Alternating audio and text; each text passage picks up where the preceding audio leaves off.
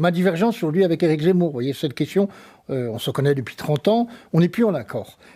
Moi, mon grand remplacement n'est pas le sien, si vous voulez. Et je crois que le problème central, c'est pas simplement la question des frontières, c'est la question du sacré. Et notre rapport à l'islam, il est faussé parce que nous n'avons plus du tout le sens du sacré en Occident. Nous sommes un pays déchristianisé, nous ne pouvons pas comprendre quelqu'un qui fait sa prière 5 fois par jour.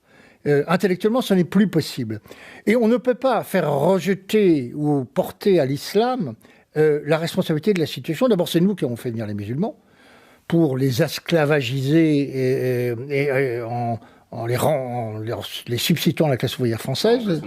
Ouais, ben exactement, ce qui s'est passé dans les années 70. Vous savez, moi j'étais directeur de Minute à cette époque-là, on nous traitait de tous les noms parce qu'on osait dire ça, parce qu'on osait dire c'est un crime contre la nation, puis c'est un crime contre les immigrés eux-mêmes. On les parquait dans des bidonvilles, on les faisait venir, le patronat les faisait venir pour les employer 40% moins cher que les ouvriers français. Et d'ailleurs, à la même époque, Marchais écrivait, Georges Marchais, le secrétaire général du Parti communiste, au recteur de la mosquée de Paris, pour se plaindre de cette politique d'immigration, en disant les Algériens doivent rester en Algérie, le prolétariat français souffre de cette situation. Alors à l'époque, nous étions des pestiférés. Aujourd'hui, il y a beaucoup plus de monde sur cette idée. Mais attention, quand une idée devient une opinion, quand une idée se dégrade en opinion, ça veut dire que la part de réel qu'elle contenait est en train de s'évaporer.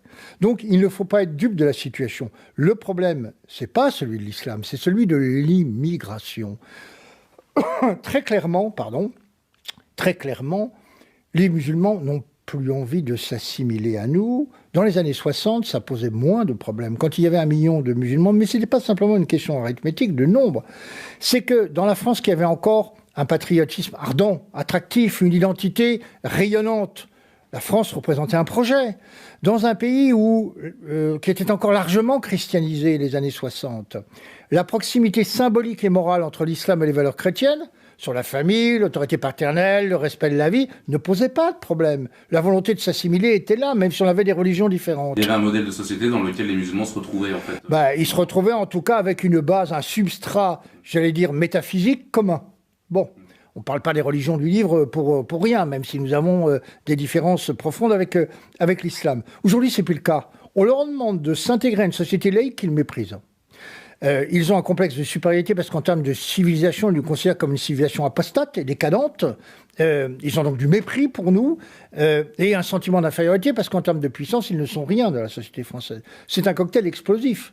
Mais les responsables, ce n'est pas les immigrés, ce n'est pas les musulmans, c'est la classe politique qui les a fait venir. C'est la classe politique droite et gauche confondue qui regarde l'histoire, porte la responsabilité de cette situation. Donc il ne faut pas se tromper d'ennemi principal. Moi je dis aux gens de droite, à mes amis à droite, qui sont nombreux encore, il ne faut pas se tromper d'ennemi. Ne vous laissez pas enrôler dans une croisade contre l'islam. Ce n'est pas la question. Je veux dire, il faut à tout prix réduire le poids démographique de l'islam en France, et notamment tarir la source d'immigration, parce que la cohabitation devient de plus en plus difficile pour les raisons que j'ai exposées. Mais l'islam, il faut bien comprendre ça, c'est fondamental, n'est que le miroir de nos insuffisances et de nos démissions. Il nous renvoie l'image de ce que nous sommes devenus, et cette image est insupportable.